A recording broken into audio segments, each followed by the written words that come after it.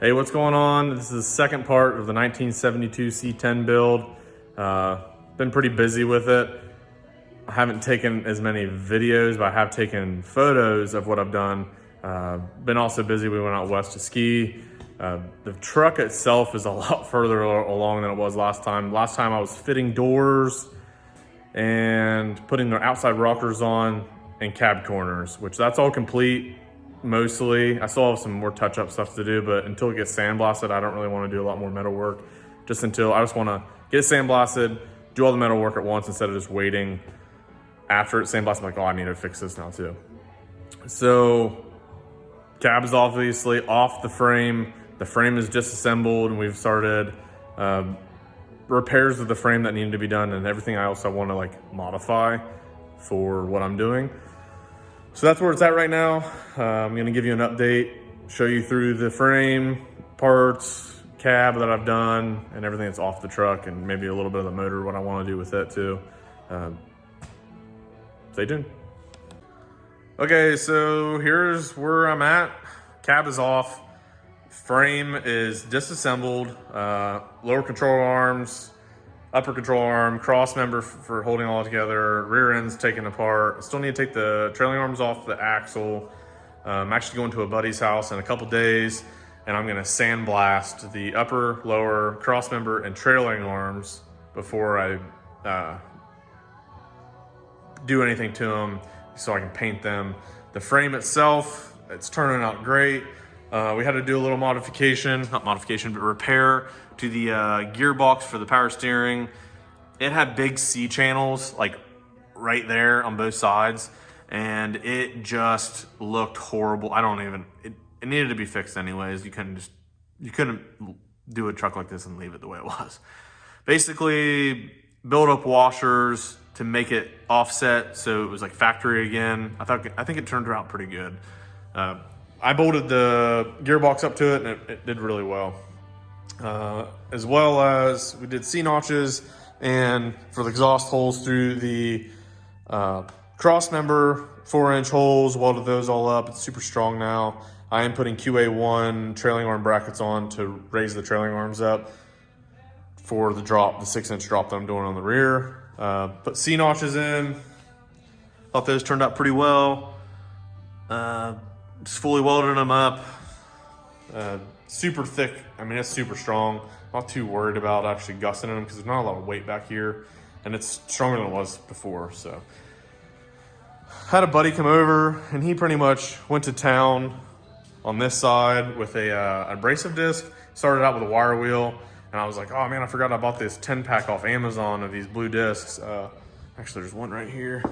These things right here are awesome. I think he did 2 discs on this whole thing. There was a couple times I think he nicked, blew the wheel apart a little bit, but 2 wheels, he did all that, did a really good job. He couldn't do a ton whenever I was doing it because I was still welding, so he couldn't shake it too much, but I mean, bare metal, these things are awesome. So that's where the frame's at right now.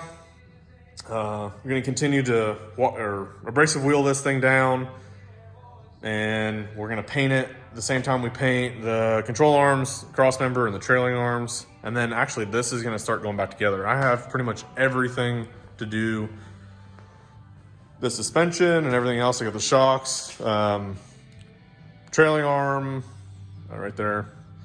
That's the trailing arm bushings, body mounts, but those are the springs. Everything's there. Springs are down there, spindles right there, more, I think it's the blocks for the axle to raise it up 2 inches, adjustable panhard bar. I have all the stuff coming for this, ball joints, tie rods.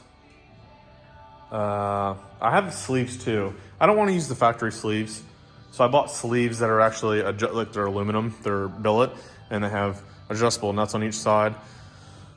I think that it'll be easier, than a little stronger. So yeah, that's where that's all at. Whenever I get the cab sandblasted, I'm doing that. I'm doing the bed, and I'm doing the hood. Motor, basically just gonna do Texas speed cam in it. DOD delete, a couple other things to delete, putting a car oil pan on it, putting the valve covers on it that hide the coils.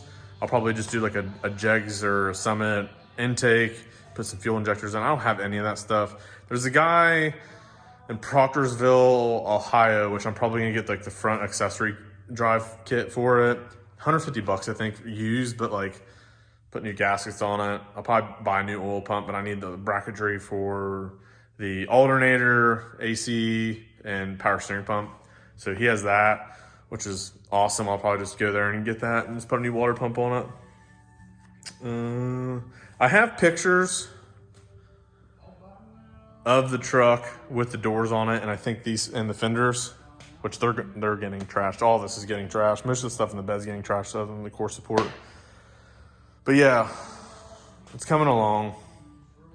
I'm having a blast. I mean, it's almost like therapy, but I'm having a blast doing it. A little addicted to it probably, which I try to, I mean, when I'm off, I work shift work. So when I'm off, I kind of like, I don't know, work out here for 5-6 hours sometimes, or 2-3 hours. Today, I didn't do anything. I had to go get a new bottle for the welder. And yeah, that's pretty much all I've done to make this video as an update. So again, like, subscribe. I don't know. I'm going to try to make more videos of me actually doing stuff instead of just giving you updates of everything I've done. I don't know. I'm not very good at the whole how-to stuff because I'm honestly figuring out a lot of stuff as I do it. I mean, I have a little metal background, refrigeration background, mechanically inclined, but you know, there's things, I've never done this, so there's a lot of things I'm learning as I go, which I guess that would be beneficial to everyone so you don't make my mistakes as I do it. But thanks for viewing it, and hopefully we'll have a lot more videos coming up here on the 72 C-10. Thanks.